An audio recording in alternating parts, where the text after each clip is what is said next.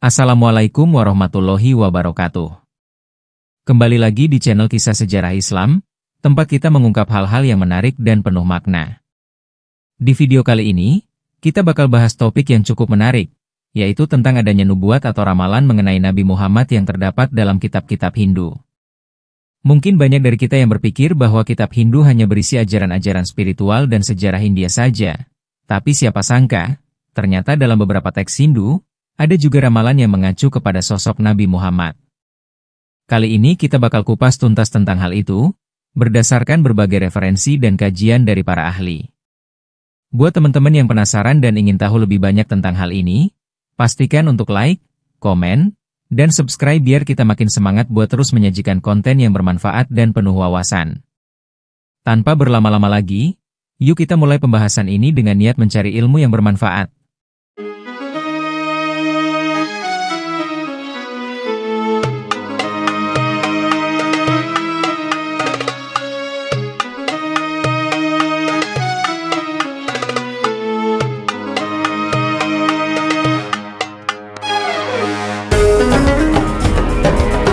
Telah disebut-sebut dalam kitab-kitab suci yang lebih dulu hadir sebelum Islam?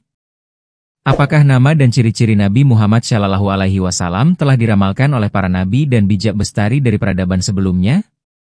Inilah bukti-bukti dari kitab suci terdahulu, baik dari Yahudi, Kristen, maupun dari peradaban Hindu di India, yang menunjukkan tanda-tanda kedatangan seorang nabi terakhir. Sang nabi yang membawa rahmat bagi seluruh alam. 1. Ramalan dalam Taurat dan Injil. Di dalam Al-Quran, Allah berfirman, orang-orang yang mengikuti Rasul, Nabi yang ummi, yang mereka dapati tertulis di dalam Taurat dan Injil yang ada pada mereka.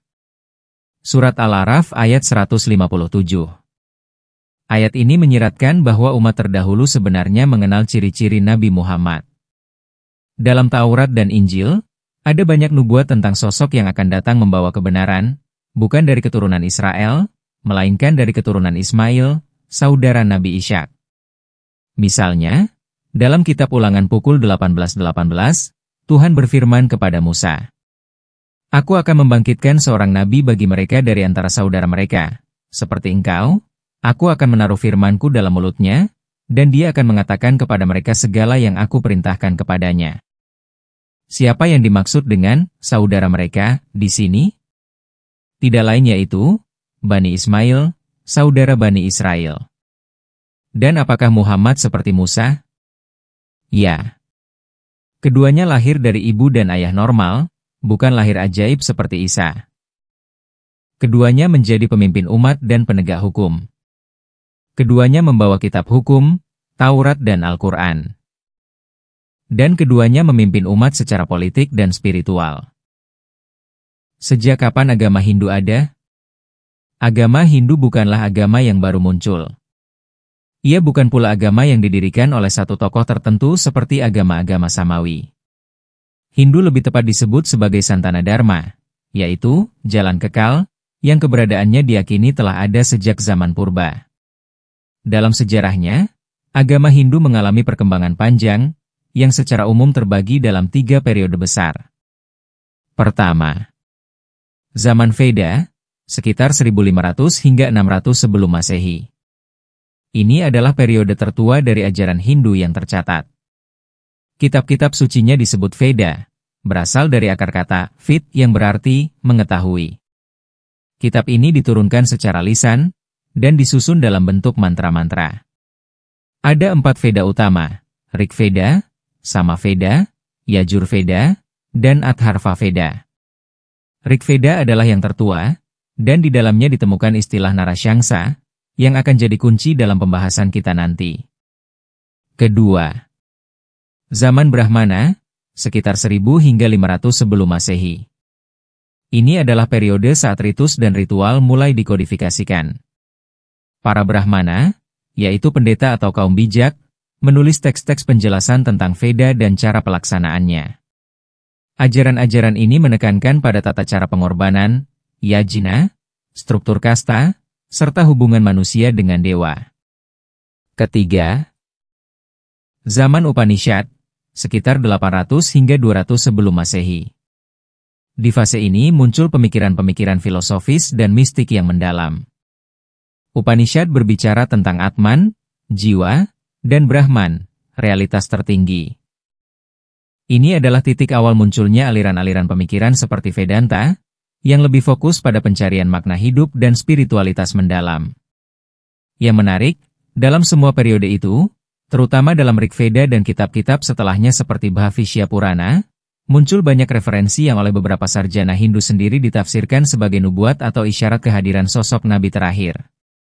Salah satu nama yang mencuat adalah Narasyangsa, yang secara harfiah berarti yang banyak dipuji, terjemahan literal dari kata Muhammad dalam bahasa Arab. 2. Kesaksian dalam kitab-kitab Hindu.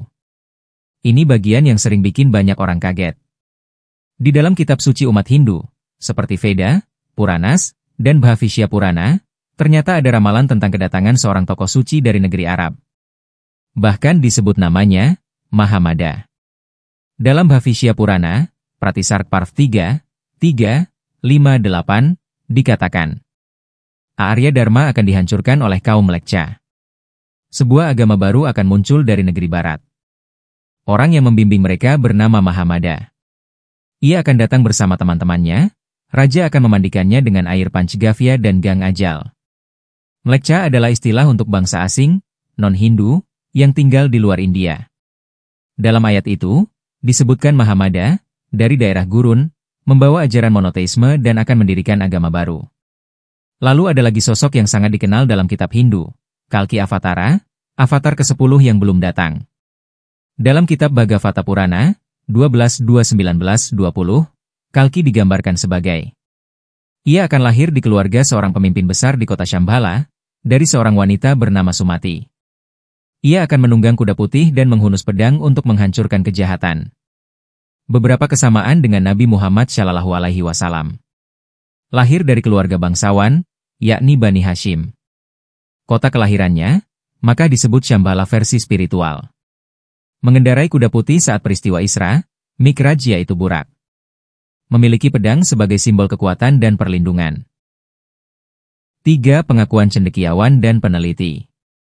Profesor Dr. Ved Prakash Upadhyay, seorang akademisi Hindu dari Universitas Benares, India, menyatakan dalam kajiannya, jika benar-benar diteliti dengan jujur, maka sosok yang dimaksud dalam kitab suci Hindu sebagai Kalki Avatara dan Mahamada itu adalah tidak lain Nabi Muhammad SAW. Ini bukan sekadar cocok logi. Ada pola sejarah, nama, tempat, bahkan ciri fisik dan misi kenabian yang paralel. Profesor Ved Prakash Upadhyay adalah seorang sarjana terkemuka asal India yang dikenal luas atas kontribusinya dalam bidang studi Sanskrit, Hinduisme, dan kajian lintas agama. Ia lahir pada 7 Februari 1947 di Allahabad, Uttar Pradesh, India. Latar belakang dan pendidikan. Profesor Upadhyay berasal dari keluarga Brahmana yang mendalami tradisi Veda. Ayahnya, Sri Ramjeevan Upadhyay, adalah seorang cendekiawan Veda yang dihormati. Ia menyelesaikan pendidikan tinggi di Universitas Allahabad, meraih gelar Master of Arts pada tahun 1968 dan Doctor of Philosophy, PhD, pada tahun 1970.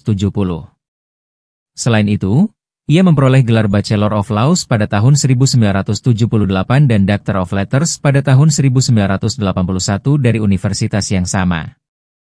Karir akademik. Profesor Upadhyay mengabdikan dirinya dalam dunia akademik selama lebih dari 4 dekade. Ia menjabat sebagai dosen dan kemudian menjadi kepala Departemen Sanskrit di Universitas Punjab, Chandigarh. Selama masa jabatannya, lebih dari 60 mahasiswa berhasil menyelesaikan program PhD di bawah bimbingannya. Ia juga aktif dalam berbagai konferensi internasional dan telah menerbitkan lebih dari 100 makalah penelitian. Karya dan kontribusi. Salah satu karya paling terkenal dari Profesor Upadhyay adalah buku berjudul Kalki Avatar and Muhammad, yang pertama kali diterbitkan pada tahun 1969. Dalam buku ini, ia mengemukakan teori bahwa sosok Kalki Avatar yang disebutkan dalam kitab-kitab suci Hindu sebenarnya merujuk pada Nabi Muhammad SAW. Analisisnya mencakup perbandingan karakteristik dan peristiwa dalam kehidupan Kalki Avatar dengan kehidupan Nabi Muhammad SAW. Selain itu, Profesor Upadhyay juga menulis karya-karya lain seperti Narasyangsa and the Last Rishi, di mana ia membahas tokoh Narasyangsa yang disebut dalam teks-teks Veda dan mengaitkannya dengan Nabi Muhammad SAW. Karya-karyanya telah diterjemahkan ke dalam berbagai bahasa dan menjadi referensi penting dalam studi perbandingan agama. Penghargaan dan pengakuan. Atas kontribusinya dalam bidang studi Sanskrit dan kajian lintas agama, Profesor Upadhyay telah menerima berbagai penghargaan, termasuk President of India Medal pada tahun 2018 dan Sanskrit Literary Ornament Award dari Haryana Sanskrit Academy. 4. Renungan. Bila semua kitab terdahulu, dari Taurat, Injil, hingga Weda, menunjukkan tanda-tanda akan datangnya Nabi terakhir, maka seharusnya kita semua merenung. Apakah mungkin semua nubuat itu hanyalah kebetulan? Ataukah ini adalah pesan ilahi yang menuntun umat manusia dari zaman ke zaman?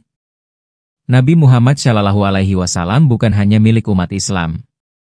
Beliau adalah rahmat bagi seluruh alam. Kedatangannya bukan kejutan, tapi janji Tuhan yang telah disampaikan sejak ribuan tahun sebelumnya. Dan tiadalah kami mengutusmu, hai Muhammad, melainkan untuk menjadi rahmat bagi seluruh alam. Surat Al-Anbiya, 107.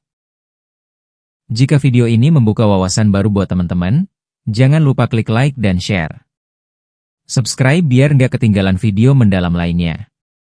Dan tulis komentar kalau punya referensi kitab atau tafsir yang memperkuat bahasan ini. Sampai jumpa di video selanjutnya. Tetap kritis, tetap haus ilmu, dan tetap semangat cari kebenaran.